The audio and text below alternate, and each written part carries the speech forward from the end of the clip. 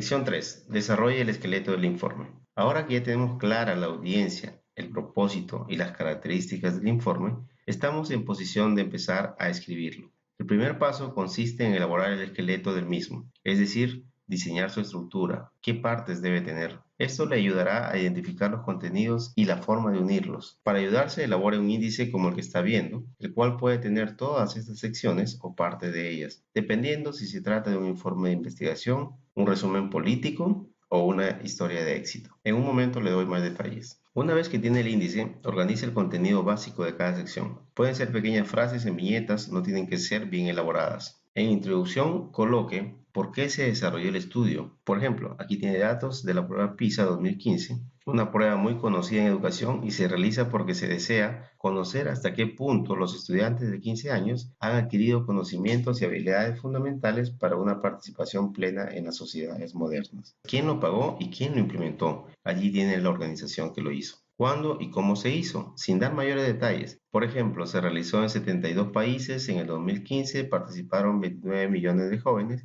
¿Qué propósito cumple el informe? En este caso, permitir a los gobiernos y educadores reconocer políticas efectivas que pueden adaptar a sus contextos locales. ¿Qué incluye el informe? Presenta los resultados de PISA del año 2015. En antecedentes, coloque información relevante que respalde el estudio, alguna referencia a trabajos similares que se han realizado. En todos los casos, siempre coloque la cita bibliográfica. Luego coloque el objetivo del estudio que se presenta.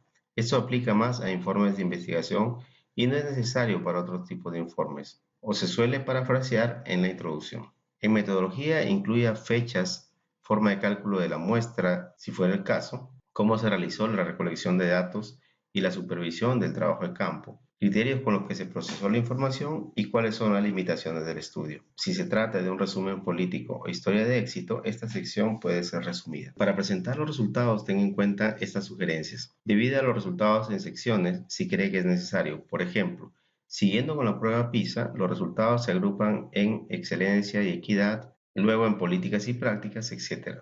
Organice la información de lo general a lo particular. No ofrezca explicaciones probables, por ejemplo, esto es debido a, ni juicios de valor, por ejemplo, no está bien que se realice de esta manera. Limítese únicamente a presentar los resultados. El análisis se realizará en otra sección. Aquí tiene un ejemplo. Cerca del 8% de estudiantes de los países de la OCDE obtienen resultados excelentes en ciencias. Para cada bloque o párrafo de información relevante, siga la misma organización. Por ejemplo, una síntesis metodológica, algo más o menos así. Se entrevistaron a 20 trabajadores voluntarios luego los resultados de estos, el X% responde que, presente luego la tabla, gráfico u otra descripción gráfica de estos resultados.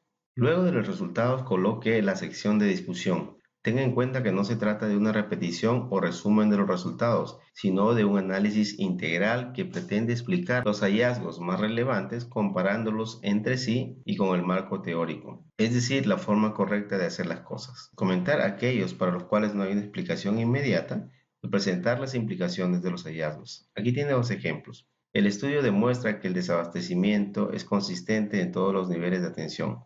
Los datos de consumo evidencian que el requerimiento y despacho es efectuado de acuerdo a los procedimientos.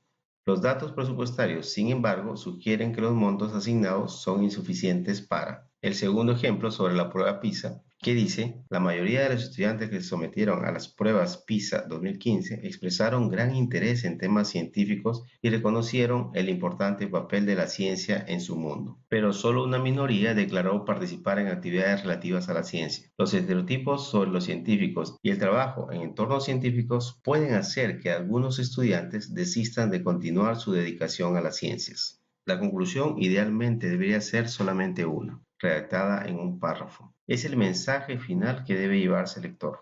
Aquí tiene dos ejemplos. El desabastecimiento en la red pública de servicios de salud es debido a insuficiencia de recursos financieros para cubrir las necesidades establecidas en los ejercicios de programación. Una redistribución interna permitiría, y respecto a los estereotipos de la prueba PISA, la conclusión es: los padres y profesores pueden desafiar los estereotipos de género relativos a las actividades y profesiones científicas, permitiendo a niñas y niños desplegar todo su potencial.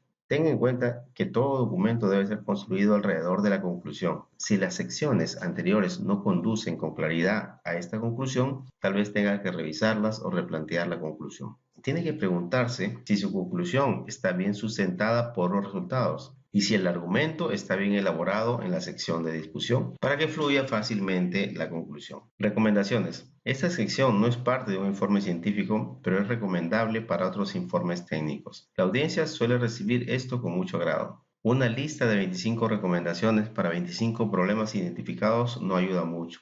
Es mejor identificar los problemas más importantes, sus causas fundamentales y plantear recomendaciones en torno a ellas. Un esquema de espina de pescado permite establecer un orden de precedencia. ¿Cuál es el problema crítico que debe ser resuelto antes? También puede utilizar la metodología de árbol de problemas. Otro aspecto muy importante a tener en cuenta es que las recomendaciones llevan implícitas la factibilidad de su implementación. ¿Quién, cómo, cuándo, dónde? Como puede ver, requiere de esfuerzo y claridad en su formulación. Aquí tiene un ejemplo.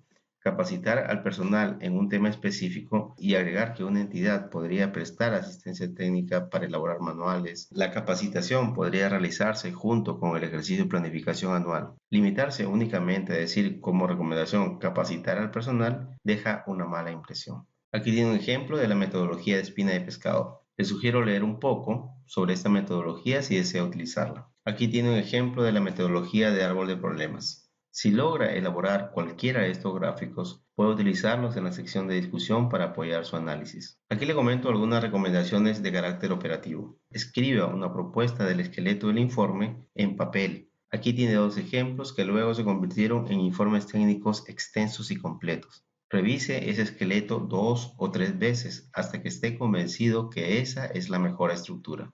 2. Transcriba el esqueleto a un procesador de texto.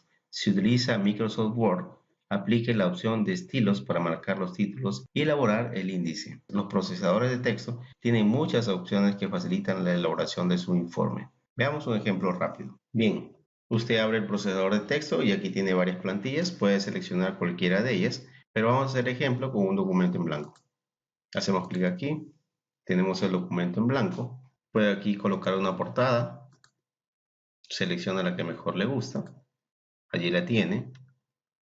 Ingresa los datos que son requeridos como título del informe, una descripción breve, el autor, la fecha, etc. Luego puede colocar una contraportada, por ejemplo aquí, donde coloca datos sobre el informe, por ejemplo título, autor, fecha y otros datos adicionales.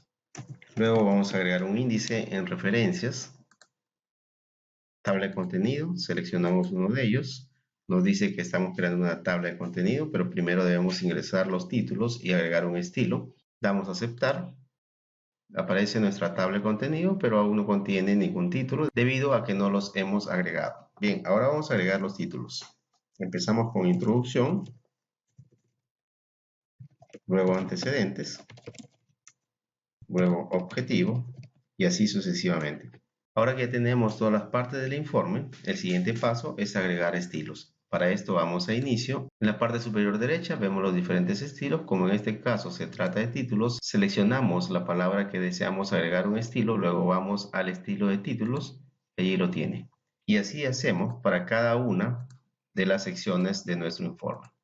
Bien, cuando ya hemos terminado de agregar estilos a cada una de las partes de nuestro informe, vamos a la tabla de contenidos, seleccionamos actualizar tabla y listo, ya tiene usted el índice de su informe con los respectivos números de páginas. Cada vez que usted va agregando contenidos a su informe, este número de páginas se va actualizando. Siempre es recomendable que usted prepare una plantilla para informes que realiza con frecuencia.